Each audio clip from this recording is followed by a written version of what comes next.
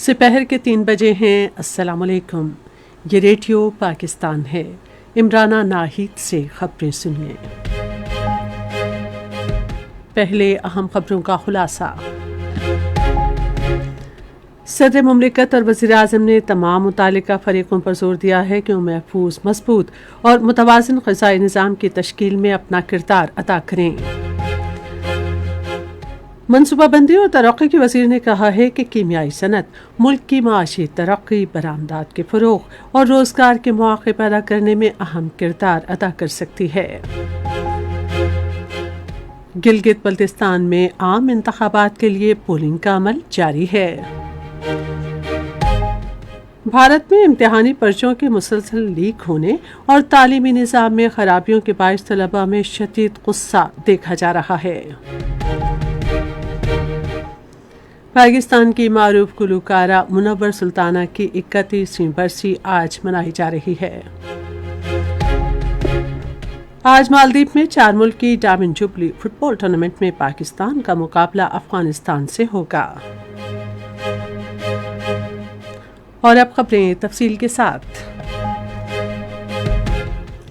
صدر آصف علی زرداری اور وزیر اعظم شہباز شریف نے تمام متعلقہ فریقوں پر زور دیا ہے کہ وہ محفوظ، مضبوط اور متوازن غذائی نظام کی تیاری میں اپنا کردار ادا کریں۔ غذائی تحفظ کے عالمی دن کے موقع پر اپنے الگ الگ پیغامات میں انہوں نے کہا کہ زراعت اور خوراک کے نظام سے وابستہ ہر فرد غذائی تحفظ یقینی بنانے میں اہم کردار ادا کرتا ہے۔ صدر آصف علی زرداری نے کہا کہ رواں سال عالمی یوم غذائی تحفظ آلودہ غذا سے لگنے والی بیماریوں میں کمی لانے اور غذائی تحفظ کے نتائج کو بہتر بنانے کے لیے سائنس، اعداد و شمار اور شواہد پر مبنی اقدامات کی اہمیت کو اجاگر کرتا ہے۔ وزیر اعظم شہباز شریف نے اپنے پیغام میں کہا کہ مضر صحت خوراک کے باعث پیدا ہونے والی بیماریوں اور غذائی قلت سے نمٹنا ایک مشترکہ ذمہ داری ہے جس کے لیے اجتماعی اقدامات ناگزیر ہیں۔ منصوبہ بندی، ترقی اور خصوصی اقدامات کے وفاقی وزیر احسن اقبال نے کہا ہے کہ کیمیائی صنعت ملک کی معاشی ترقی، برآمدات کے فروغ، صنعتی جدت اور روزگار کے مواقع پیدا کرنے میں اہم کردار ادا کر سکتی ہے۔ انہوں نے یہ بات لاہور میں پاکستان کیمیکل ایکسپو 2026 سے خطاب کرتے ہوئے کہی۔ وزیر منصوبہ بندی اور ترقی نے کہا کہ پاکستان کو مضبوط برآمدی معیشت میں تبدیل کرنے کے لیے علم، تحقیق، ٹیکنالوجی اور صنعت پر مبنی ترقیاتی ماڈل اپنانا ہوگا۔ انہوں نے کہا کہ دنیا بھر میں کیمیکل کی صنعت کو تمام صنعتوں کی ماں قرار دیا جاتا ہے کیونکہ یہ زراعت، ٹیکسٹائل، ادویات، تعمیرات، آٹو موبائل، الیکٹرانکس اور توانائی سمیت متعدد شعبوں کی بنیاد ہے۔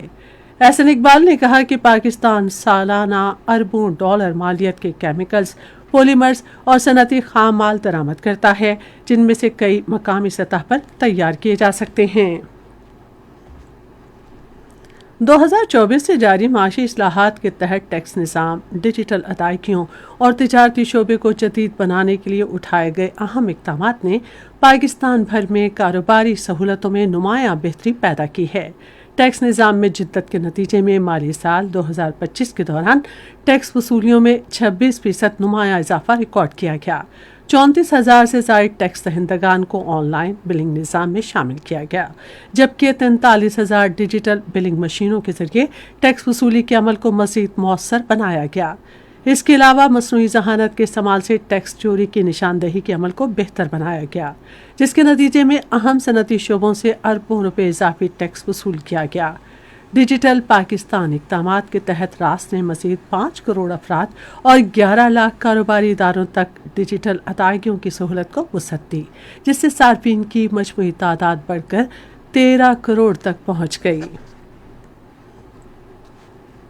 پنجاب سبسڈی اتھارٹی نے عوامی تحفظ کو بہتر بنانے اور صوبے بھر میں پبلک ٹرانسپورٹ کو زیادہ محفوظ، جدید اور قابل اعتماد بنانے کے لیے وزیر اعلیٰ Punjab QR panic button system متعارف کرا دیا ہے۔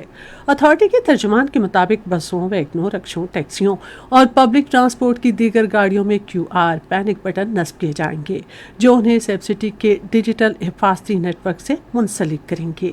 یہ نظام پنجاب سبسڈی اتھارٹی نے اضافی مالی بوجھ کے بغیر اپنے وسائل سے تیار کیا ہے، جبکہ یہ پبلک سیفٹی ایپ اور سبسڈی ویب سائٹ کے ذریعے عوام کے لیے بھی مفت دستیاب ہوگا۔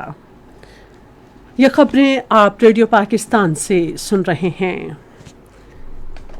گلگت بلتستان میں عام انتخابات کے لیے پولنگ جاری ہے۔ اس وقت ٹیلی فون لائن پر ہمارے ساتھ موجود ہیں ریڈیو پاکستان گلگت کے نمائندے الیاس صفدر۔ ان سے الیکشن کے بارے میں تفصیل پوچھتے ہیں۔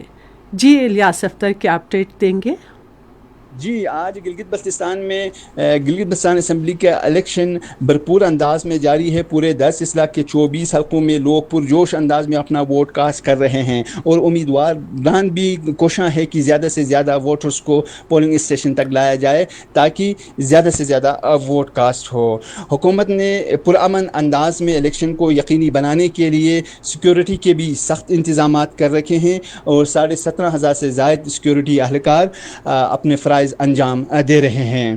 Chief election commissioner Gilgit Baltistan Raja Shahbaz Khan نے گلگت میں مختلف پولنگ اسٹیشنز کا دورہ کیا۔ انہوں نے اپنا ووٹ بھی کاسٹ کیا اور انتظامات پر اطمینان کا اظہار کیا ہے اور اب تک بڑے پرامن انداز میں الیکشن کا عمل جاری ہے جو شام 5 بجے تک جاری رہے گا۔ جی بہت شکریہ الیاس صفدر، آپ ہمارے ساتھ تھے، آپ نے ہمیں اپڈیٹ کیا۔ اور اب اگلی خبر کی طرف چلتے ہیں۔ بھارت میں امتحانی پرچوں کے مسلسل لیک ہونے اور تعلیمی نظام میں خرابیوں کے باعث طلباء میں شدید غصہ دیکھا جا رہا ہے۔ عالمی میڈیا کے ادارے الجزیرہ کے مطابق کاکروچ جنتا پارٹی کی جانب سے نئی دلی کے علاقے جنتر منتر میں ایک بڑے احتجاجی مظاہرے میں نوجوانوں کی بڑی تعداد مودی حکومت کے خلاف کھڑی ہو گئی۔ مظاہرے کے دوران بھارت کے ناقص تعلیمی نظام اور گودی میڈیا کے خلاف مسلسل نعرے گونجتے رہے۔ احتجاج کے دوران شرکاء نے بھارتی وزیر تعلیم دھرمیندر پردھان کے استعفے کا مطالبہ بھی کیا۔ بھارتی طلبہ نے کہا کہ دھرمیندر پردھان ایک غدار ہے اور اسے ہر صورت سزا ہونی چاہیے۔ جرمنی سے افغان شہریوں کی بے دخلی کے لیے ایک پرواز طالبان رجیم کے مکمل عدم تعاون کے باعث منسوخ کر دی گئی۔ جرمن خبر رسائی ادارے GPA کے مطابق اس پرواز کو بعد میں دوبارہ شیڈول کیا جائے گا، تاہم نئی تاریخ کا ابھی تعین نہیں کیا گیا۔ خبر رسائی ادارے کے مطابق طالبان رجیم کا اصل مقصد جرمنی میں افغان سفارتی مشنز کا کنٹرول حاصل کرنا اور وہاں اپنے نمائندے تعینات کرنا ہے۔ پاکستان کی معروف گلوکارہ منور سلطانہ کی 31ویں برسی آج منائی جا رہی ہے۔ وہ 1925 میں لدھیانہ میں پیدا ہوئیں۔ انہوں نے اپنی موسیقی کی باقاعدہ تربیت ریڈیو پاکستان کے معروف موسیقار عبدالحق قریشی شامی سے حاصل کی۔ منور سلطانہ کو پاکستان کی پہلی فلم تیری یاد کے لیے پس پردہ گلوکاری کا منفرد اعزاز بھی حاصل ہوا۔ پاکستان کا معروف قومی نغمہ چاند روشن چمکتا ستارہ رہے بھی ان کی آواز میں ریڈیو پاکستان لاہور سے ریکارڈ کیا گیا تھا۔ وہ 1995 میں آج ہی کے دن لاہور میں انتقال کر گئی تھیں۔ ریڈیو پاکستان آج سے پہر 4:30 بجے اپنے قومی نشاتی رابطے پر ہفتہ وار سلسلے زاویہ معیشت اور درپیش چیلنجز کے تحت ایک خصوصی مذاکرہ نشر کرے گا۔ موضوع ہے ڈیجیٹل کرنسی، سینٹرل بینک اور مستقبل کی معیشت۔ اور اب فٹ بال۔ پاکستان کی قومی فٹ بال ٹیم مالدیپ میں 4 ملکی ڈائمنڈ جوبلی فٹ بال ٹورنامنٹ کے اپنے آخری گروپ میچ میں آج افغانستان کے مد مقابل ہوگی۔ میچ پاکستان کے معیاری وقت کے مطابق سپہر 4 بجے شروع ہوگا۔ یہ میچ پاکستان کے لیے اس لحاظ سے اہمیت کا حامل ہے کہ گروپ کی ٹاپ 2 ٹیمیں بدھ کو کھیلے جانے والے فائنل کے لیے کوالیفائی کریں گی۔ اور اب موسم۔ محکمہ موسمیات کی پیشگوئی کے مطابق آئندہ 12 گھنٹے کے دوران ملک کے بیشتر حصوں میں موسم زیادہ تر گرم اور خشک جبکہ جنوبی اضلاع میں شدید گرم رہنے کی توقع ہے۔ آج ریکارڈ کیا گیا بعض بڑے شہروں کا درجہ حرارت: Islamabad 35 degree centigrade, Lahore 40، Karachi 36، Peshawar 37، Quetta 31، Gilgit اور مری 25، مظفر آباد 32، جبکہ Srinagar 27 degree centigrade, Jammu 39 اور لیہ میں 60 ڈگری سینٹی گریڈ ریکارڈ کیا گیا۔ آخر میں اہم خبروں کا خلاصہ ایک بار پھر سن لیجیے۔ صدر مملکت اور وزیر اعظم نے تمام متعلقہ فریقوں پر زور دیا ہے کہ وہ محفوظ، مضبوط اور متوازن غذائی نظام کی تشکیل میں اپنا کردار ادا کریں۔ منصوبہ بندی اور ترقی کے وزیر نے کہا ہے کہ کیمیائی صنعت ملک کی معاشی ترقی، برآمدات کے فروغ اور روزگار کے مواقع پیدا کرنے میں اہم کردار ادا کر سکتی ہے۔ گلگت بلتستان میں عام انتخابات کے لیے پولنگ کا عمل جاری ہے۔ بھارت میں امتحانی پرچوں کے مسلسل لیک ہونے اور تعلیمی نظام میں خرابیوں کے باعث طلباء میں شدید غصہ دیکھا جا رہا ہے۔ پاکستان کی معروف گلوکارہ منور سلطانہ کی 31ویں برسی آج منائی جا رہی ہے۔ اور آج مالدیپ میں 4 ملکی ڈائمنڈ جوبلی فٹ بال ٹورنامنٹ میں پاکستان کا مقابلہ افغانستان سے ہوگا۔ اس کے ساتھ ہی خبریں ختم ہوئیں۔ مزید خبروں اور ترسیوں کے لیے ہماری ویب سائٹ ہے radio.gov.pk اور فیس بک کے link radio Pakistan news official پر براہ راست ویڈیو اسٹریمنگ بھی ملاحظہ کیجیے۔